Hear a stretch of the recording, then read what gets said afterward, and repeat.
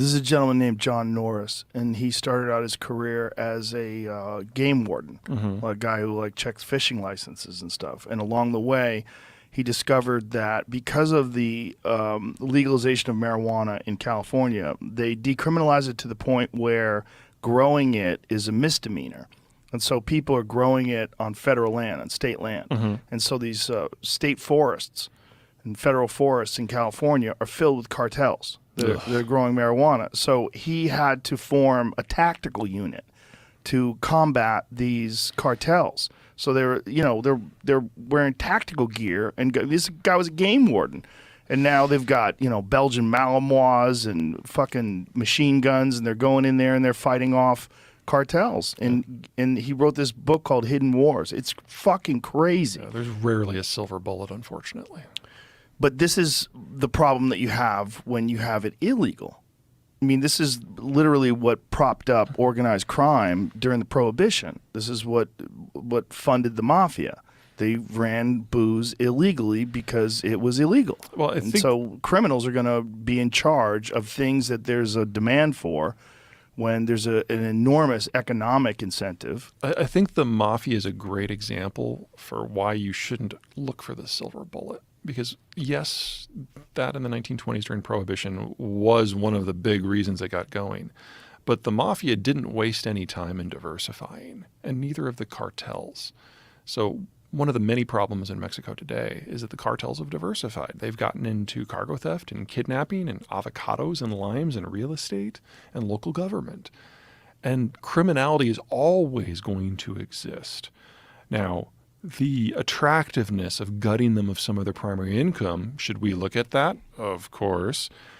But it's not so simple as removing one and it just all stops. Because of the limes and avocados and all these other things. Because, these are things that are obviously legal. Right. But the cartels have found a way to take it over and make it their own. But isn't that the problem was initially because of illegal drugs. So that's where they got their enormous resources. Well, I would say that allowed them to expand into other semi-legal or legal. I'd say the problem was lack of rule of law, and that goes to Chicago as well. And the way we ultimately got past that is after Prohibition ended, it still took 20 to 30 years to kind of ground down the mob. And we welcomed them into politics to normalize it. So careful what you wish for. So do you anticipate that happening with Mexico? Mexico is, to be perfectly honest, really early in this process. The challenge we're seeing in Mexico right now is that the air quotes, good cartel, the one that saw drugs as a business, is being broken up. If you remember El Chapo. That's the good cartel? Yeah, remember El Chapo, Sinaloa cartel? Yeah. He thought of himself as a Korean conglomerate president. So it's like, we smuggle drugs. That's our business. You don't mess with things that mess with the business. So you don't trip the old lady. You don't steal her purse. You don't shoot at the cops. These are people who live where we operate. We want them to be on our side. So maybe even throw a party every once in a while. You focus on the business. We got El Chapo. We removed him from circulation. The guy who died or got captured yesterday was his son, one of the Los Chapitos. And his cartel, as a result, is fracturing because his leadership's gone. The replacement cartel is Jalisco New Generation. They're led by a former Mexican military officer who thinks that rather than don't shit where you sleep so that the people on your side, whenever you move into a town, you shoot it up. You do kick over the old lady. You do take her purse. You make the people scared of you. That's the point of this. Drug running is a side gig. We are here to be powerful. And drug running is just one of the ways we make that happen. And he has taken the fight to every cartel and the Mexican government. And they're in the process of trying to break into the United States. Break in what? Economically? Yeah. El Chapo and the Sinaloa became the largest drug trafficking organization in America under the Obama administration. And one of the reasons our birth rate went down so far so fast is they basically either co-opted or killed American gangs. So they killed the people who were doing the killing. Not a lot of Americans got killed after that. All of the other cartels control the access points to the United States, but Jalisco New Generation now is challenging every single one of them, trying to break through. And if they do, and they bring their business acumen, if you will, north of the border, they're going to start killing white chicks named Sheila in Phoenix. And then we're going to have a very different conversation in this country about the drug war and about trade with Mexico.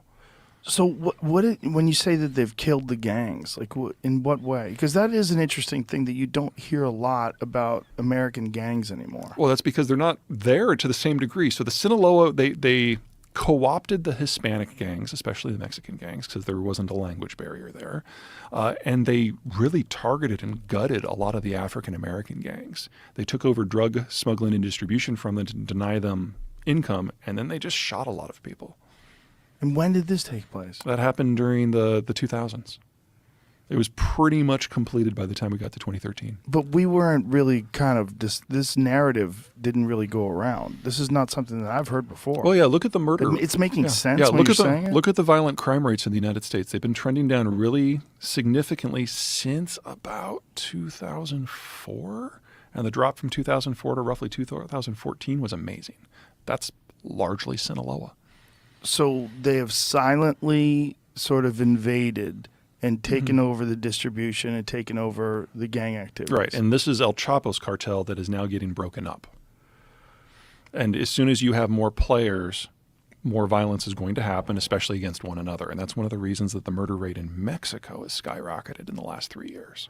Do you know who Ed Calderon? Have you ever followed Ed Manifesto on I have Instagram? Not. He used to work for the government in Mexico, and to fight off the cartels. And now he's made his way to America, and he just does a great job of highlighting all this stuff.